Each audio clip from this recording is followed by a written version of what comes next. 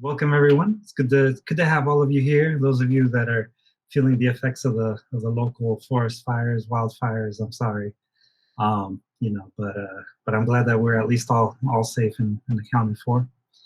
So aquí estamos ya. Creo esta es la última lección de Conchas y Café de esta serie. And although this is the last lesson in terms of creative writing, it won't be the last lesson that I'll have for you. So next week, like I said before, we'll have a workshop session. So everyone will have a chance to share their work, get feedback from everybody else. Then the week after that, de hoy en 15 es cuando van a entregar su trabajo para publicar. So 2 weeks from now, you'll be turning in your final pieces.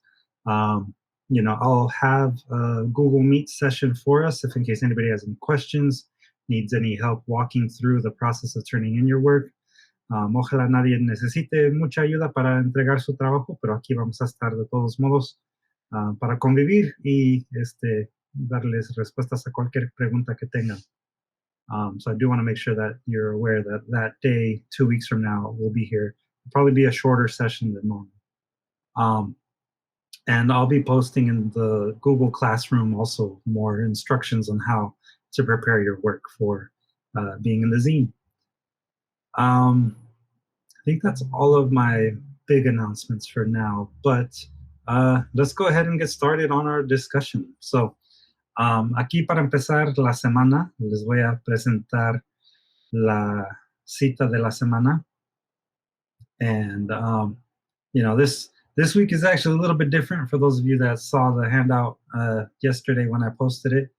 The actual handout this week has actually 2 quotes that we're going to be discussing to start our week off. The first one comes from Oliver Sacks, who is a British neurologist, naturalist, and science historian and author, born the 9th of July in 1933, and he passed away the 30th of August in 2015. And Oliver Sacks, él se reconoce más por el trabajo que hizo como autor de ciencias. Y él escribió: hablamos no solo para decirle a otra gente lo que pensamos, sino para decirnos a nosotros mismos lo que pensamos. El habla es parte del pensamiento.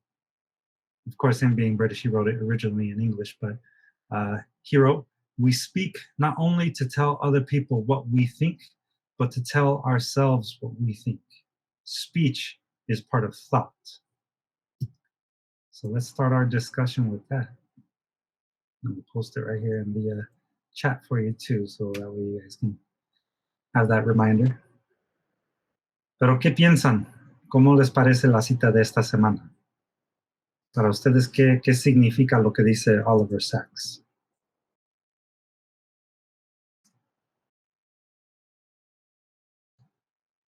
Any thoughts? Any questions? ¿Qué pasó, Neri? Yo, antes que esta cosa me saque, mira, así, esta cita que dice que hablamos no solo para decir a la gente lo que pensamos, pero es la manera que nosotros también a veces nos conectamos con nosotros mismos escribiendo, poniéndolo en papel. Y es lo que siento que es lo que me pasó a mí en uno de los poemas que te mandé al principio, que escribí haciendo como una introspectiva de mí mismo, y salió ese poema. Entonces, leyéndolo, como que me reconocí otra vez un poquito. No sé si me explico. No, sí, yo entiendo muy bien lo que quiere decir. Sí, es una manera para conectar con los pensamientos de uno, yo creo. Anyone else? Well, Can you hear me? Yeah. Oh, sorry, because I cannot hear my own speakers, so that's why. Well, to me, I was gonna disagree because I believe art is part of us trying to connect with the world through voice or images or sculptures. But now that she said that, it kind of reminded me of how do we use echo sometimes to hear ourselves going back, or why do we even use mirrors, right? To see ourselves in a different way instead of inside, kind of throughout like the physical world. So that kind of makes sense. That's interesting to compare writing or even just speech as a way of almost reflecting back, right? That's a good observation. Nettie, I thought I saw that you unmuted yourself. I just thought about this. If speech is part of thought, then if you control thought, you can control speech. That sounds pretty Orwellian. British people tend to towards the same ideas, but I agree. It's Orwellian. Yeah, I mean, if you think of it in that way, right? Yeah, if speech is part of thought, then speech can manipulate thought. That's an interesting way of looking at this quote. Almost like a double-edged sword, right? It's a lot of power to speech, to what we say. ¿Alguien más? Any other observations related to our quote? Carlos? It kind of reminded me of, when you're like talking to yourself, but out loud. And when you're talking loud or speaking your thoughts loud, and some people think that that's like a crazy thing, but that's like a way to kind of like help you put your thoughts in order. I guess it's just different when you hear them out loud than when you, they're just there bouncing inside your head.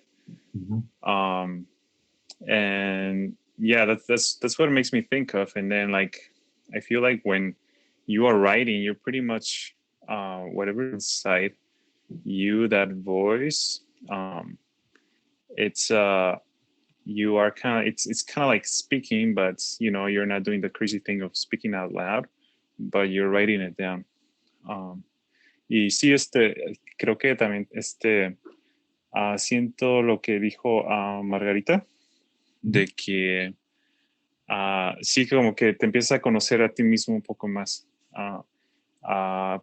Cuando estás hablando en voz alta contigo mismo y con otras personas, y igual cuando escribes, bueno, depende, creo que si tomas con una pausa y te pones a pensar, como que luego hay veces que te puedes como cachar en ciertas cosas de que, me escuché como medio mal, o luego hasta te puedes complementar de que, eso se escuchó como algo inteligente, dije algo inteligente.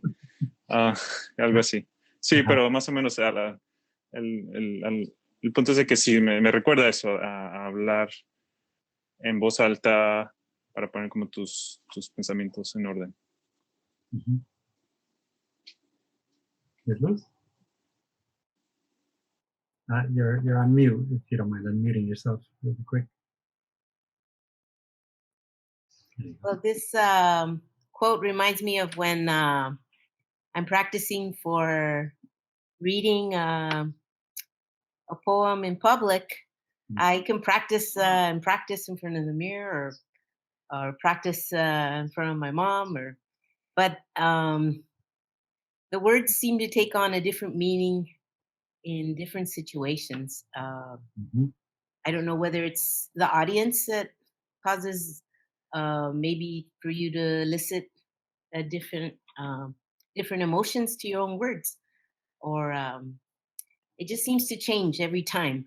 You think you're going to present it one way, but at the end of the day, it turns out totally different. So it just seems like they're alive to me, the words, and they're moody. I like that. I like that idea of words being moody. It kind of reminds me what you said about the conversation that we had. I think it was last week about, or no, I believe it was the week before with Maya Angelou, and the quote that we discussed there, where words take on different meaning, a different level of meaning when they're written down, and also when they're actually spoken out loud. Right?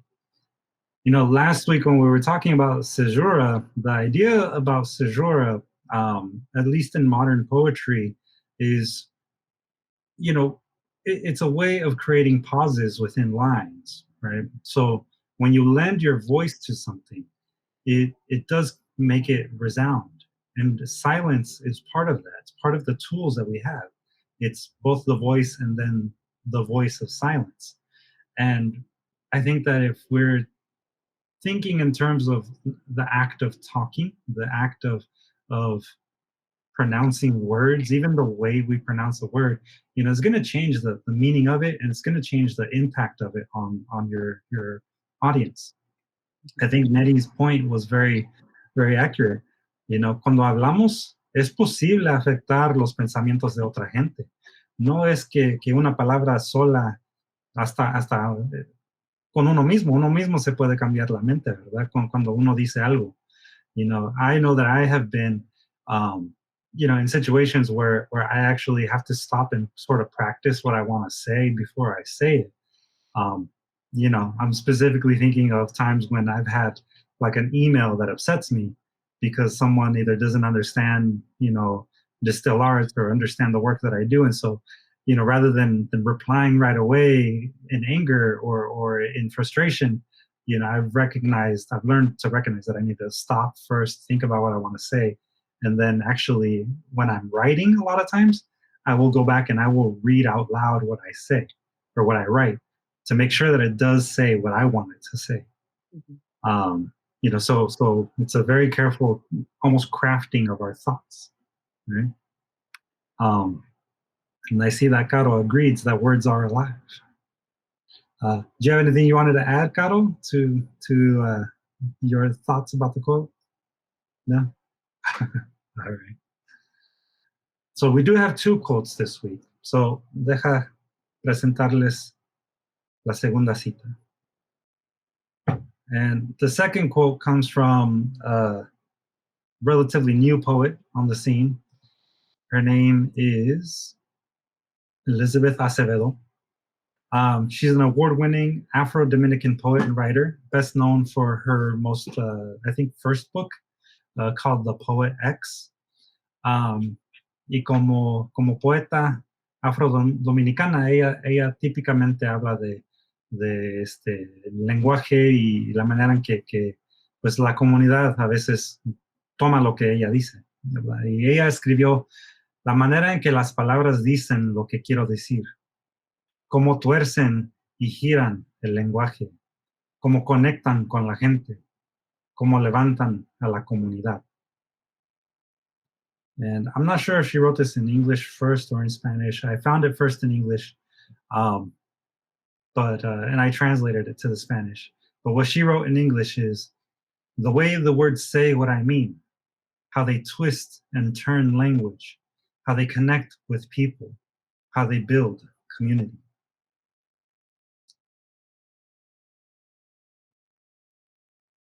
So I think this kind of builds a little bit on what we were already discussing, but what do you think Elizabeth Acevedo is trying to say with her quote there? What do you get out of what she says?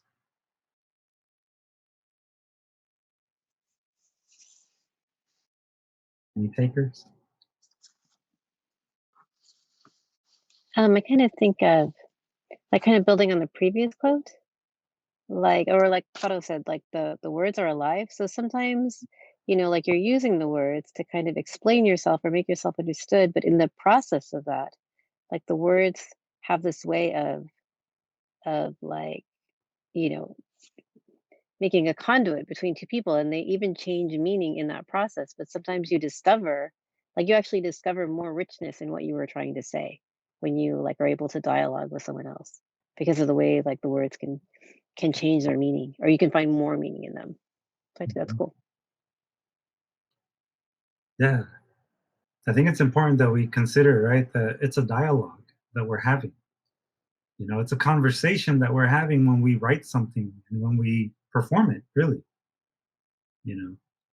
Part of the reason why I wanted to make sure that I discussed caesura last week was because I wanted to make sure that when we're talking about voice and place, which is our theme, that you also consider the way that something looks on your page, right? And so caesura is one of those tools that we use to create a physical space on the page. But I think that it's also important to say that when we perform our poetry, we're also taking up space. Our voice is taking up a space.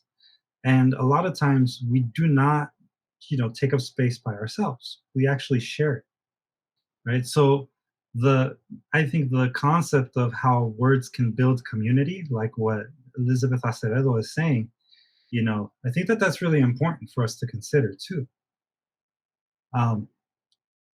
When I first started writing, originally I wanted to be a rapper, right? So when I was like 15 years old and I started writing rhymes, it was because I wanted to rap. I wanted to perform them.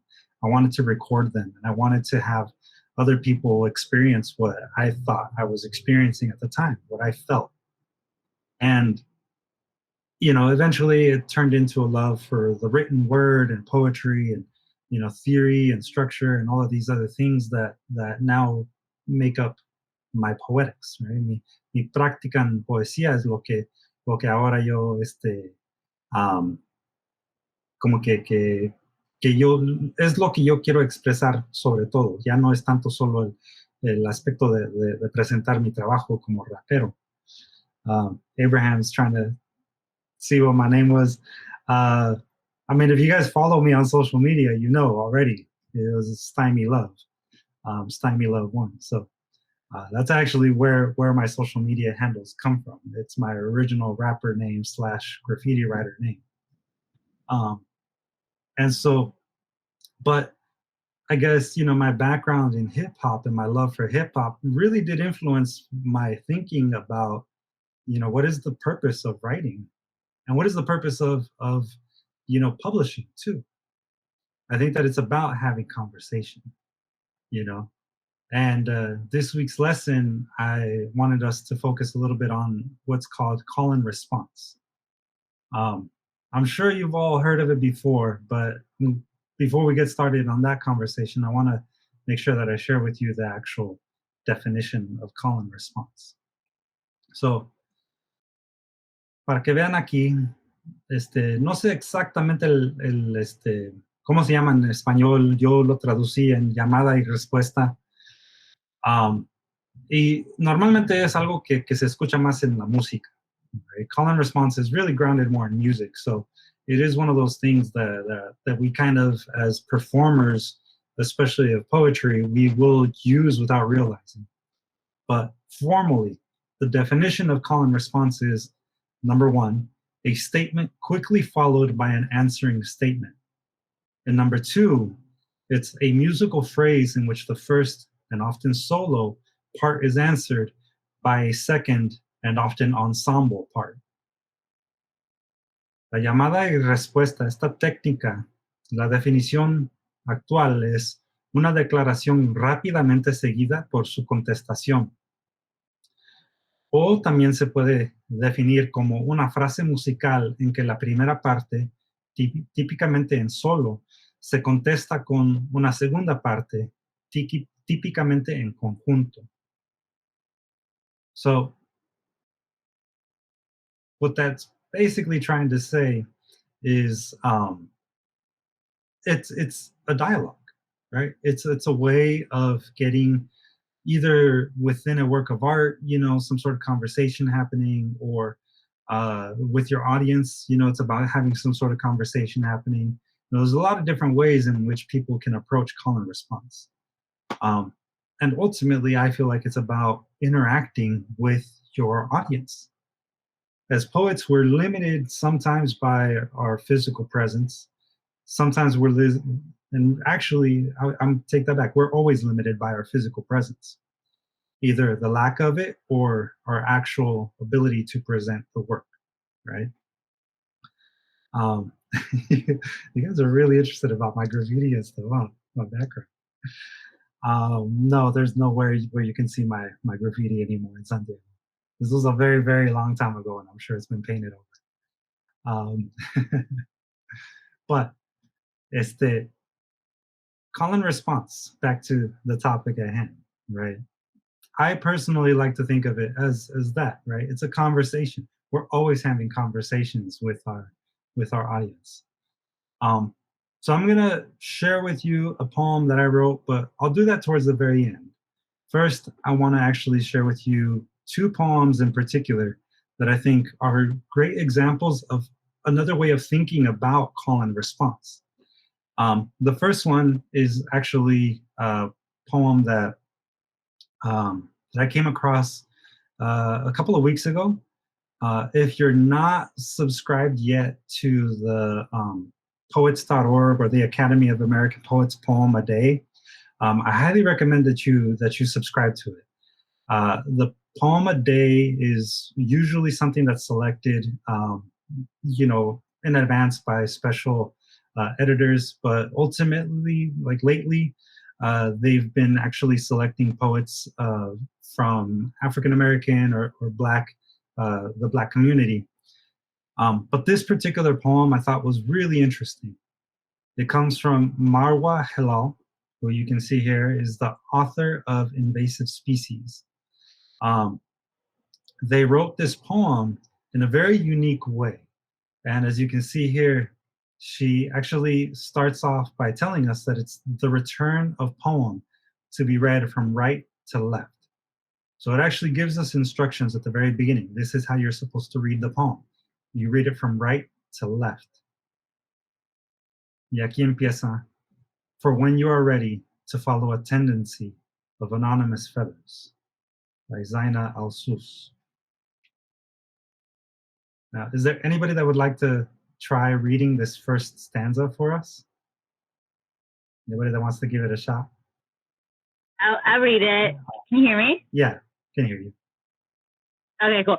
Yeah, I just want to say I love this poem. I signed up for I recommend that folks sign up for the poets.org and then look back for because the last few months they've been they've been putting out some really, really great poems every day. It's been really inspiring to reread them, and this has been one of my favorites.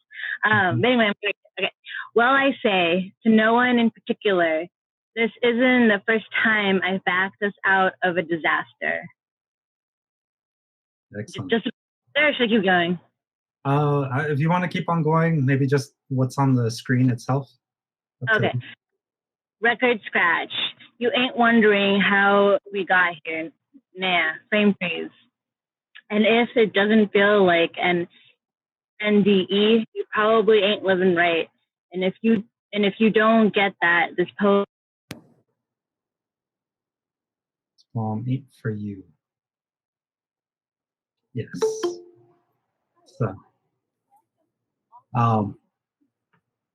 So I'm not sure if all of you quite were able to follow along, right? But it's a challenging poem to read.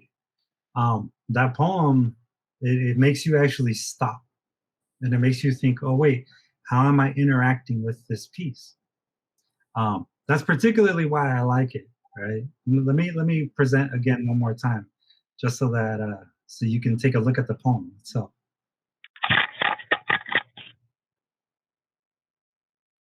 So, como ven aquí, si es que pueden ver la pantalla, el poema está escrito de manera, pues, se ve, ¿verdad? En apariencia se ve igual como normalmente leemos. Marwa Halal, clearly being of Middle Eastern descent, where in Arabic they write or read from right to left, where here we read from left to right. You know, she's telling us at the very beginning, right? This is a poem that is meant to be read from right to left. So she's giving us very clear direction. And you might struggle at first to read this poem because you're probably going to read it because you've been taught to read from left to right. So you might read say I well, particular in one, no, two, backed, I've time first, the isn't this. You know, if you read it that way, it's not going to make a whole lot of sense. So you have to slow down with the language. You have to read, well, I say, to no one in particular. This isn't the first time I've backed us out of a disaster. Record scratch. You ain't wondering how we got here. Nah. Freeze frame. And if it doesn't feel like an NDE, you probably ain't living right. And if you don't get that, this poem ain't for you. Now, one little thing that I noticed actually as Caro was reading it is that, Caro, you actually read what was it? Frame freeze? You read that line the way we're taught to read it, right? Rather than freeze frame. But the fact that even that little way in which Caro read it, it was inverted. It was part of that process of engaging with the poem. One could argue that that is a form of call and response. Right? Remember, call and response is, when you have a statement that is immediately answered by another. But call and response can also be, like I said, the way in which we interact with the language. Would you write in the chat there, Abraham? I like that she didn't do exactly left to right, but kind of left to right, so it was accessible for more people to try it. Yeah, you could kind of look at it that way, because it wasn't like the words themselves were flipped around either. The words are actually written from left to right, but you're supposed to read the line from right to left. So you have to read the word, then you stop, read the next word, and then go back. So your eyes are constantly doing this sort of like, it's almost like a rectangular motion that your eyes are doing. So it's a very unique way of interacting with a poem, right? Paola dice, me recuerda a Rayuela con las instrucciones para leer. Yeah, exactly. Sí, es cierto. Hay varios poetas que han practicado esa estrategia de como reforzar la manera en que ellos quieren que uno lea su trabajo. So, sort of going back to that very first quote, right, and what Nettie said, and I think Nettie's point was very, very strong. If speech is a part of thought, then our speech can influence the thoughts of others, right? More or less lo que dijiste, ¿verdad, Nettie? Más o menos. Yeah. So, si consideramos el hecho de que nosotros podemos influir la manera en que uno piensa, la manera en que nuestra audiencia piensa, usando la forma que usamos en la página, esa es la manera en que podemos, pues, influir los pensamientos de otros. That's only one way in which we can actually influence people. So Sejura, what I taught us last week, what we discussed last week, was part of that process, right? It's part of that way of creating structure to influence the way that people read our work. And like Rayuela, as Paola indicated, Rayuela did the same thing by actually giving you directions on how to read. Now, we have one more poem that I want us to review before we get into the practice of call and response, the more common practice. And first, I want to say shout out to Mauricio. Obviously, everybody's excited to see him. Good to have you back, my friend. And I also want to shout out Caro, because Caro's assignment for this past week, when she turned it in, I was like, man, that's a perfect execution of Sejura, but also something else. And we'll discuss that in a moment right here. So let me show you what Caro turned in this week. Caro, do you mind actually reading it for us? Yeah, I can read it. Okay. Okay. If a salad was a story, what would it say? Simple yet profound, a few key ingredients, best used fresh.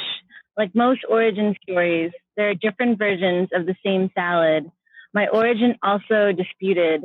I am royal remain a writer, a spring mix of words. The crouton crunch of syllabics, my voice mimicking the sharp bite of Parmesan.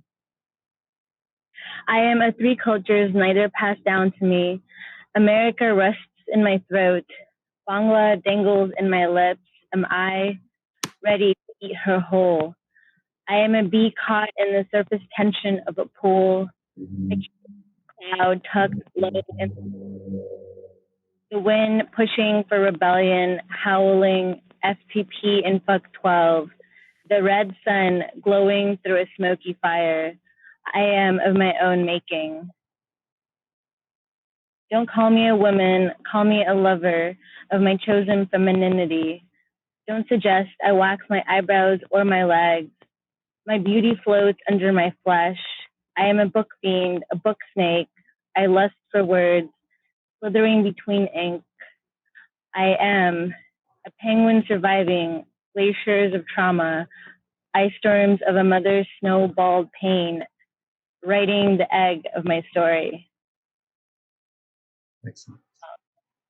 And so just to note about this poem, so it's it's in the shape of a salad bowl, so it's to be like read from the bottom to the top. And because our foundations and our origins are what makes us us, but you can also read it the other way from top to bottom, because it's like this poem becomes also like everyone else's poem and how you decide to read it, and it was definitely actually it was inspired by the poem, the Marwa Halal poem we just looked at. Because I think I read that poem like really recently, and then it kind of made me think about writing poems in different ways that don't have to be, but can be read top to bottom, like right to left. So yeah. Yeah. So yeah, and I think that Caro didn't know that I was going to be talking about how we can influence people using form, right, in call and response. So it was sort of almost serendipity that Caro turned in a poem like that, because I've taught before the concepts of concrete poetry. La estructura de crear lo que parece como un plato, usando las palabras, eso es lo que en inglés se llama concrete poetry. It's a technique that was kind of popular during the Dadaist era, where things were sort of like you have fun with language. You create shapes on the page. T.S. Eliot and E.E. Cummings, they were all different authors and writers in the U.S. and in the European areas that tried that technique of replicating on the page the form of whatever the subject was of the poem. There's things that are like the shape of a panda. There's, poems that are the shape of like a tree, and the poem is also about a tree, or the poem is also about wildlife, So that's a way of engaging the text and also the visual side of it, because the visual aspect of how you take up space on a page is equally as important as the words that you use, right? So again, back to that first quote, right? If speech is a part of thought, if writing is a way of influencing the thoughts of others, or if performing is a way of influencing others and how they interpret your work, that's something really important that we have to consider. Todo eso viene siendo parte de su voz, porque su voz, el hecho de hablar y que se escuche su voz, eso va a influir la manera en que la gente va a percibir su trabajo. La manera en que uno estructura su poesía en la página también va a tener su influencia en la manera en que gente pues recibe su poema. So ultimately what I want to get at is that call and response, while it is a musical theory or a musical idea that some poets use, it's not just the way in which you perform your poem, right? You might have people responding in public when you're performing a work, but it's also the way in which you force your readers to interact with your work. Some of you have been to readings where I've had an audience actually responding back or repeating back the words that I say. Abraham actually was one of the poets that was there on a Friday at the reading that I was a part of. And I tried to do this with the virtual platforms that we're using now, right? Zoom kind of worked a little bit. Obviously there's a lag, so for some of the people when they were trying to respond back to me reading the lines of poetry, it sounded kind of messed up, pero pues aún así se intentó, ¿verdad? Y así también para terminar la noche fue una manera en que la gente, yo creo, se sintió más en comunidad. You know, that's kind of the beautiful thing about performing poetry and engaging with your audience, is that you really do create a sense of community, right? Remember, the theme of this particular series is our voice, our place, right? It's not my voice, my place. It's our voice, our place. And I've been really trying to make sure that all of you are inspired to write work that is thinking about how we engage with our community. And like what Elizabeth Acevedo said, you know, words, the quote from her was, the way the words say what I mean, how they twist and turn language, how they connect with people, how they build community. Ultimately, what you're doing as you're writing and presenting your work is you're saying what you want to say, you're twisting and turning the language, and you're ultimately manipulating the way that people are going to perceive you, their thoughts about community, you know, the spaces that they take up, you know, the way in which you interact with them and the way that they interact with you. All of those things are really part of being in community. You know, it's not something that we're able to do, obviously, the same way that we've been able to do in the past right now, right? But we're still in community. We still have each other here. We can still hear each other's voices, and we can see each other's reactions on the screen. And that's a tool that you can use to your benefit as a writer, as a poet. And, you know, it's a strategy, right? It all comes down to a strategy that you can use as a poet. So, aquí para terminar la sesión, tengo un poema más que quiero presentarles. The poem that we'll be discussing today is actually one of my poems. And it is, I think, the last poem that I performed on Friday night. To set it up for you, this poem, it's titled 10 or X, right? Do not let yourself be guided by the feeling of lust or love. And that's actually a precept that Miyamoto Musashi, the warrior poet from ancient Japan, he wrote that as one of 21 sort of like rules for living. And the way that I approached this poem was to write a response to what he wrote. Right? So this in itself, the fact that I wrote a poem in response to what he wrote, it is like another level of call and response. And this is one of those poems that when I read it in public, I usually like to try to get people to actually respond back. So normally what I do is I'll read La luz de la miel, la luz del mal, mi sabor entero, tu calor parcial. When I read that little stanza, that refrain, I ask the audience to respond or to say it back, to repeat it. So what ends up happening is you have this interaction with your audience that really gets them excited about reading the poem with you in a way. It's a great interactive tool, and it's definitely a form of call and response. Pero hay que leer el poema y luego hablamos de cómo se puede usar esta estrategia. And to answer Mauricio's question, that was not in the 5 Rings. The 5 Rings is Miyamoto Musashi's other book that he's known for. The Dokudo was actually the book that he wrote the week that he passed away. He was dying, so he knew that he wanted to write this. Pero para darle la plataforma a otra persona, ¿quién quiere leer lo que yo escribí? Do I have any volunteers that'd like to read my poem? Anybody? Well, my voice is giving out, you guys. Oh, you guys are gonna make me. ¿Qué pasó, Mauricio? Do you want me? Mauricio reads pretty. ¿Cómo? I'm sorry. Mauricio does read pretty good. All right, Mao. I think you're being requested, my man. You guys are putting me on the spot. Would you mind if you put it on the screen, though?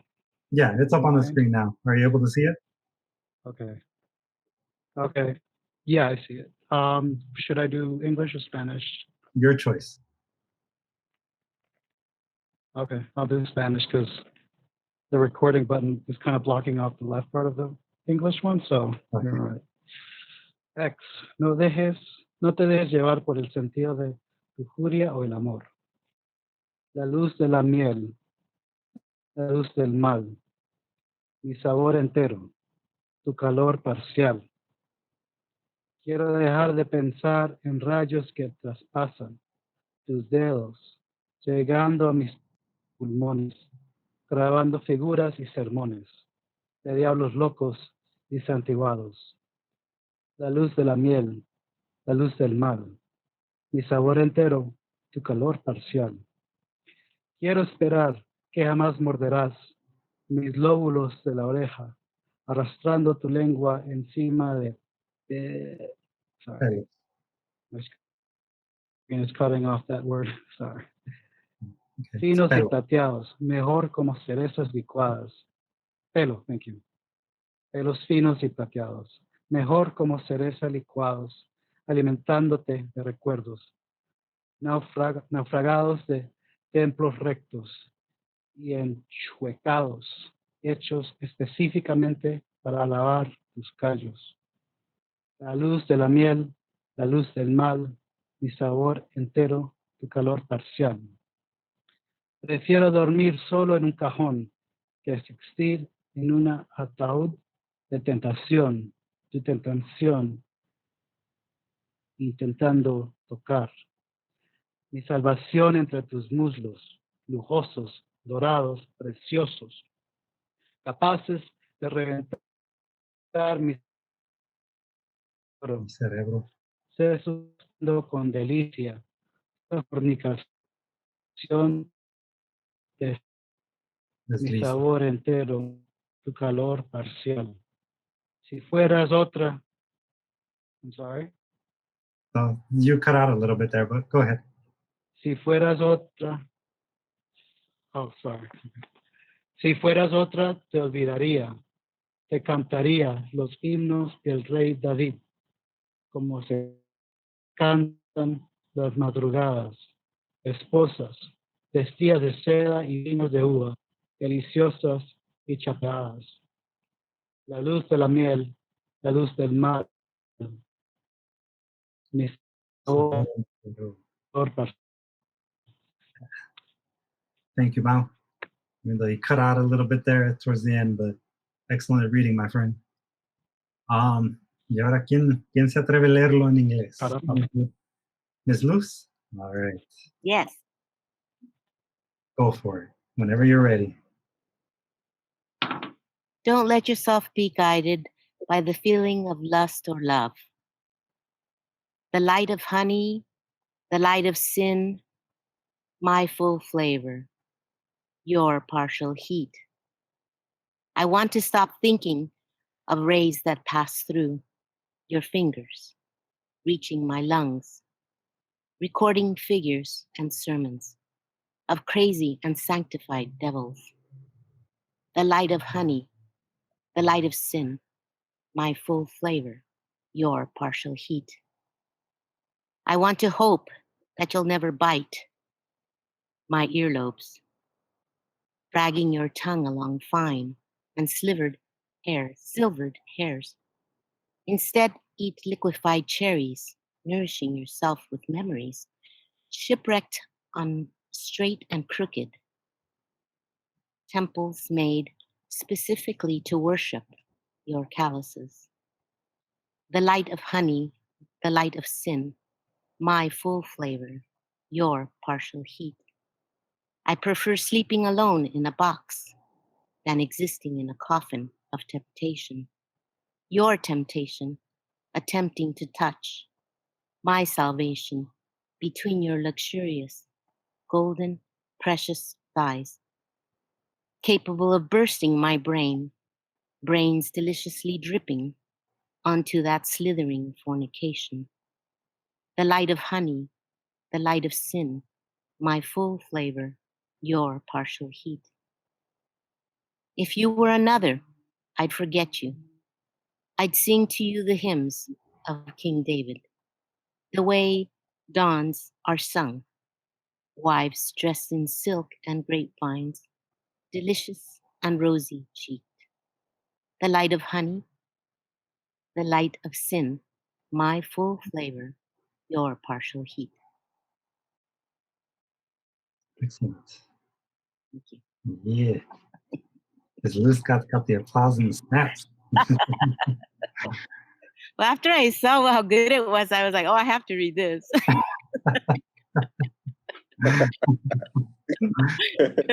Well, thank you. I appreciate that. My pleasure. ¿Cómo les parece el poema? Breathtaking. Mm. Thorough. What do you think, Nettie? It reminds me of this song of Juan Luis Guerra. There's a part that says making bubbles in your fish tank. Mhm. So yeah, it was a pretty good one. That's my favorite part, by the way. Yeah, Burbujas de Amor. That's a really good song for those Yeah. of you who don't know. Burbujas de Amor by Juan Luis Guerra. Sing us a few strums, Natty.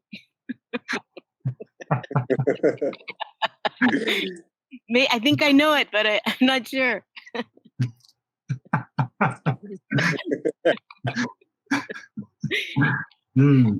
think that I think that's well. I'll search for it on YouTube in a moment, and we can share it before the end of the session. Okay. But it is a good song. You know, there is something actually kind of not, I don't want to say similar, but you know, in the sense that, so in my poem, right, I mentioned this word before. There is a refrain, right? Un refrán en música es cuando normalmente se repite ciertas palabras o frases, ¿verdad? A refrain is very much a structural element in music that is designed to sort of bring the listener back in on a regular basis. In some ways, it's like a call and response in itself, right? You have the refrain, you know, and especially in pop music, you know, it's a way for people to sort of sing along without really, you know, having to know all of the words, right? Thank you, Abraham, for linking the Juan Luis Guerra song in the chat. And so what I was doing, what I was thinking, at least when I wrote that poem, was, you know, I wanted to have something that could be performed, number one, right? And the best way to create a performance piece is to have something that you can interact with your audience with, right? So a refrain is a good way to do that. It's one way of creating a call and response atmosphere.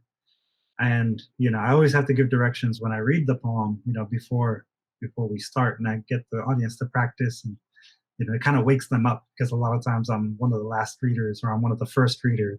And so, you know, by the time that they're at the end of the day, you know, it's like 10:30 at night and they're waiting to hear me read, they need that interaction, right? So that's one technique that you can use as a poet to engage your audience, you know. But then if you really dig down deeper, right, I'm also engaging and trying to have a conversation with the original writer, because Miyamoto Musashi wrote these 21 rules for how to live your life. Él ya estaba muriendo, como dicen, ya iban de salida, you know. Y pues para él era importante pues dar unas instrucciones de cómo se debe de vivir la vida. Y, you know, when it was translated, his translations were turned into what it is now, right? The Dokodo is the 21 precepts that form part of the chapbook that I created. And so the title, when I first wrote this poem, I actually wrote it all in Spanish, but the title was in English. So it is, do not let yourself be guided by the feeling of lust or love. Now that I couldn't feel comfortable responding right away in English. So I had to write it in Spanish. That's how it came out. That first line also, La luz de la miel, that is a line that I actually took from Pablo Neruda, from one of his poems. And I tweaked it and I changed it just enough so that it became my poem, right? My line. And so there I'm also trying to have kind of this conversation with the way in which Pablo Neruda used to express his ideas about love and, you know, sexuality and physicality, right? So I approached this poem with all of that in mind. So I was deliberately setting up a conversation with Neruda, a conversation with Miyamoto Musashi, and a conversation with myself and the audience. So there's a lot of conversations that are happening within that poem. And if you're a person that's in an audience and you're there to have me read it, you'll get that experience. But the fact that it is a refrain, ese refrán es lo que para mí, por lo menos, eso es lo que puede replicar un poco lo que uno va a experimentar cuando asiste a una de mis lecturas y yo leo ese poema. So ultimately, what I'm trying to say is, as you develop your poetry, as you develop your voice, really think about performance and think about the absence of your performance, right? Your voice, the way in which you perform something, it gives that poem life. But you also have to consider the way that other people are going to read it without you there. So your voice, it has to somehow be reflected in the structure that you choose. I wanted to make sure that I created a poem in writing that poem that would force people to experience a very similar thing to what I experienced in writing it. So the refrain was a tool. The call and response is a tool. It's all tools. Does anybody have any questions or thoughts or observations maybe?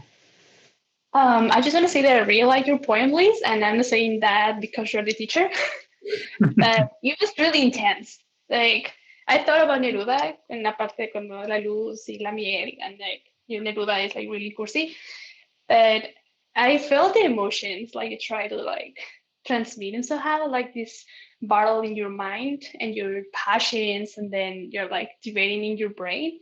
And that was really, really nice. I really like it. I feel that connection and I feel that emotion that you try to like bring on your poem. Thank you. Well, thank you, Paola. Yeah. Extra credit. Oh, thank you. Not that you guys are graded, but you know, I think that that Paola definitely touches on what I was hoping to express, right? I was hoping to express that conflict between what the rule for living is telling you and how we actually experience life, right? Sometimes it's, you know, we're always constantly tempted, whether that be because, you know, we're hungry or because we're, you know, whatever the case might be. There's always temptation for something. So yeah, and if you look at it another way, that's also a type of, you know, call and response, right? How do you deal with those conflicts, those internal conflicts that we're always feeling? Let's see, Karen asked, any advice on what makes a good refrain or what the refrain should do for the poem? Well, and Mauricio asks, does refrain function to stress a certain point with repetition? I think personally that a refrain is kind of like in music, where it's an entry point for your audience. And repetition, no matter what you choose to repeat, it's always going to create an emphasis. Kind of like a chorus, yeah, like Mauricio asks. So if you think of your poetry in musical terms, right? If you really think about performance, like I said, you know, you're going to start to think about ways in which you can use repetition, ways in which you can create emphasis in language. And a lot of times that's done by using either anaphora, right, which we talked about, I think, the very first session. So the repetition of something at the beginning. It could be done with epistrophe, which is, the opposite of anaphora, with the repetition at the end of a line or at the end of a stanza. It can be done with epizeuxis. Remember when we talked about epizeuxis and the repetition, the consecutive repetition of words, like in the song La China by Porter? Even apophasis, right? Apophasis, to sort of remind you, is when you actually don't address something. You indirectly address it, right? So, the absence of your voice or, the absence of words, that's just as much a tool for creating emphasis as, repetition, as creating a chorus, as using a refrain to sort of, invoke emotion and thought. Anyone else have any questions or any other I have a question. Sí, Carlos. I guess I'm not trying to like dig in too much, but then since you're giving us permission, then I guess I will. So in the title, just also is the X for like Roman numeral, or you decide to just do X? No, it's Roman numeral 10. Roman numeral? Okay. Yeah.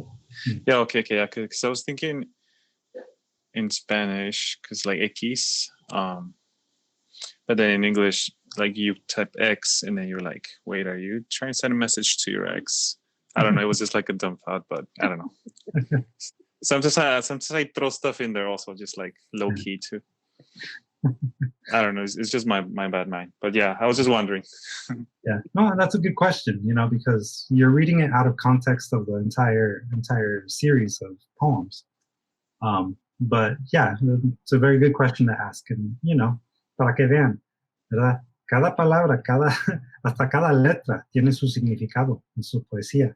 And so you really want to be considerate of the words and even the letters, the letter forms that you're using, or the lack thereof. Right? Again, that's why caesura is a tool that you use, right? Going back to Caro's poem and the way that Caro used caesura to replicate, the rim of a salad bowl, and then her line breaks to replicate, the layers of a salad bowl. All of that is a tool that you can use to create emphasis, to have interaction with your audience. That's ultimately what this all comes down to, is how do you interact with your audience? How are you getting them to think? How are you getting them to ultimately enter your poem and find the message that you want them to find?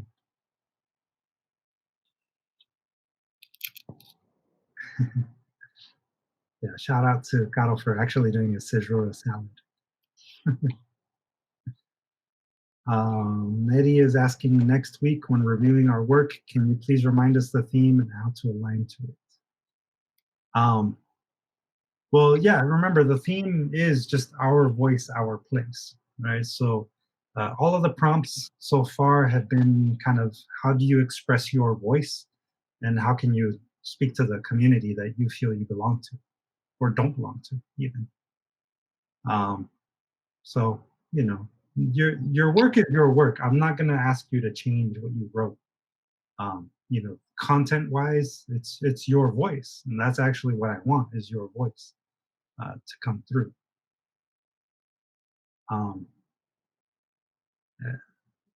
See, Abraham is writing that call and response reminds him of Eminem or other concerts. I'm Slim Shady. Yes, I'm the real Shady. All you other Slim Shadys are just imitating. Yeah, that's a form of call and response. And yeah, please stand up. Please stand up. Let's see, you got a little bit of my flow. I'm just copying Eminem's flow. Abraham looks very pleased with himself. Any other questions or any other comments?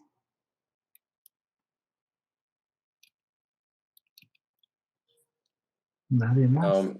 Yeah, I got a question. Can we start sending some additional work for next week from tonight, or do we have a deadline or something like that? Just things that are helpful to remember, please. Yeah, no, you can, all of the work that you've done up to this point, you can turn in using Google Classroom, right? So every week that I posted an assignment, you can post it there and I'll give you feedback. And then, we can use that next week also to, let everyone else see your work and give you feedback as well. So, la semana que entra, recuerden que va a ser una semana donde vamos a pues, compartir con los compañeros. I hope that answers questions. So it's just a workshop session.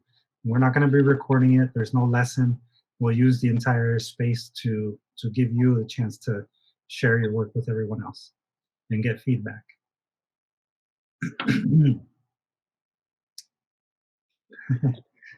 So Ms. Luz is already looking to get into the Audible e-reader business. I like it. Yeah. But yeah, definitely practice with your grandson. I'm sure he'll enjoy it a lot. So Caro is asking if you have homework. If you downloaded the handout, you'll see that I actually didn't put a writing exercise for this week. Mostly because, number one, I want you all to really practice the at least thinking about, how your work is going to be replicated, right? So think about your structure, think about how you want your audience to read your work. If that means revisiting old poems and restructuring, reformatting, do so. Pero también quiero que se preparen para la semana que entra y para compartir con sus compañeros. Así que si no han entregado trabajo o si tienen trabajo para entregar, aprovechen de la semana. And if you feel like you want to try writing a call and response poem, please, by all means, do so. No es que tengan tareas, pero si quieren practicar, tomen el tiempo para practicarlo. You do have, obviously, my poem there on the handout to maybe provide you some sense of structure and how you could use refrains so that you can create a call and response environment in your performance. Pero no es una tarea específicamente para esta semana. So, any other questions or any last comments?